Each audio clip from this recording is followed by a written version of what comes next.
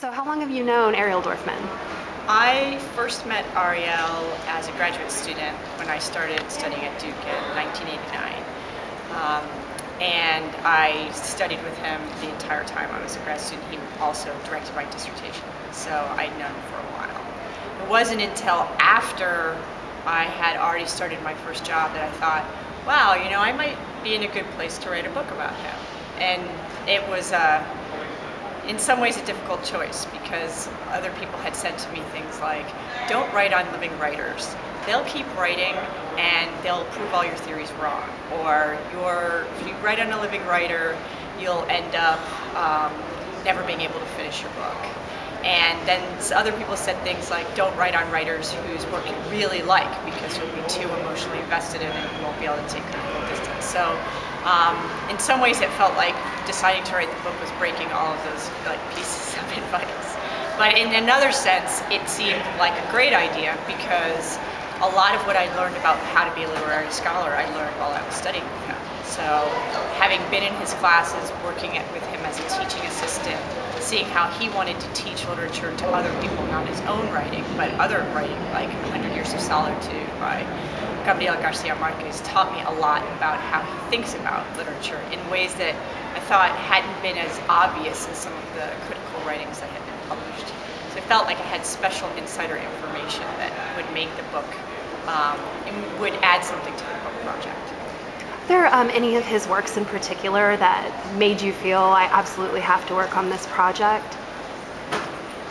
It's interesting because some of the works of Ariel's that I like the best have been the less popular ones. Obviously, Death and the Maiden is without question his most well-known work, and I like most people, think it's an absolutely incredibly engaging work.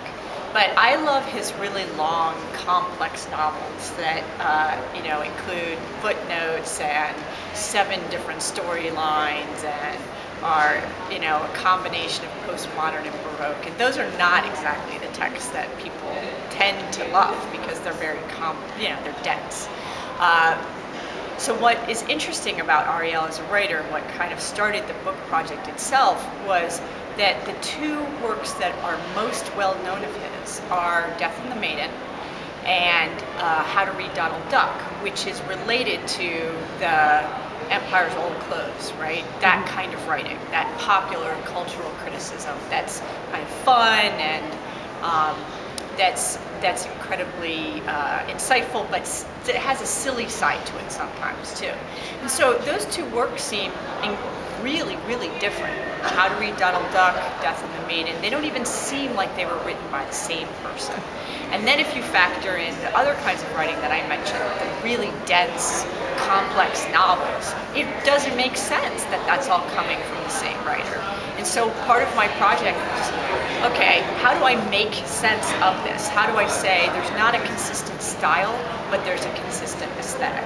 And that was at the heart of the kind of the book project. It's hard to say, but probably the work that most got to me, and still is a work which I can go back to and get a lot from, is Last Song of Manuel Sandero.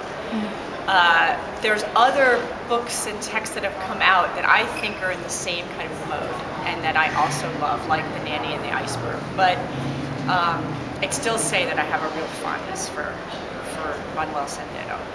The question of whether or not Dorfman has a particular mode that he's especially good at is a really excellent question, because actually he's had huge success in poetry, in theater, in the novel, in cultural criticism, in the short story, and yet not all of his novels, not all of his poetry, not all of his short stories are equally fantastic, right? I mean, there are times when some of the, just as it is with most writers,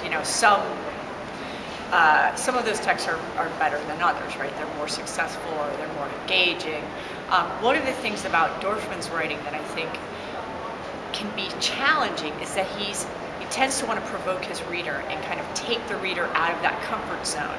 And sometimes that provocation is incredibly effective. Sometimes it just pisses off the reader, right? So there's that kind of subtle game between getting to the edge of that. And I noticed it in reviews where reviewers that had really enjoyed one work would read a novel like Blake's Therapy and not understand it. You know, and say, I don't know what this novel is about. This bothers me. And so that was the other project that was behind my book, which was, this is really curious, right? Because people go to a Dorfman book and they think, I really enjoyed this novel, and they pick up another novel. Let's say they really enjoyed Confidence, and then they pick up Blake's Therapy thinking, oh yeah, you know, I like this writer, and they get a completely different book. Like they don't, the kind of mode of writing, the type of characters, the dilemmas seem so completely different.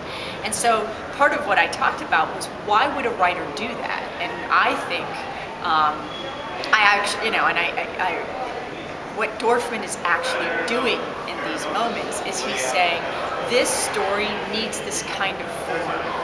And so instead of being a writer who already has a form ahead of time, he says, no, this story requires a storytelling mode that looks like this. And so he lets it come out like that.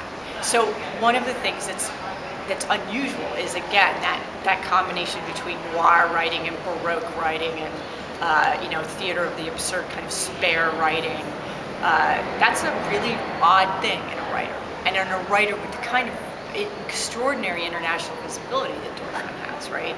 If you pick up a novel by Garcia Marquez, you don't know maybe what the story is completely about, but you're not going to be surprised at the way he uses metaphors or how he constructs his characters, or right? Because there's kind of a mode that you're used to, and that's how Garcia Marquez tells stories.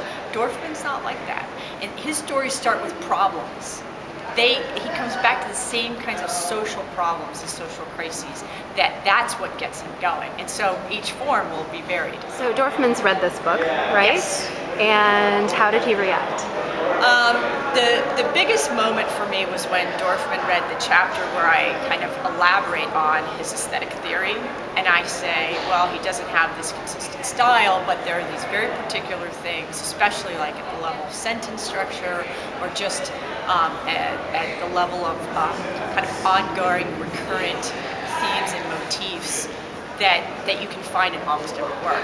And when he read the chapter, he said, okay, this, you know, he gave me comments, and he said, okay, I'm going to pretend I've never seen this, because I don't know if I can. He's like, you're right about this, and I never knew I was doing it, and I don't want to think about it anymore. Because even little things like his interest in, why would he starts sentences all the time with conjunctions, you know, like little specific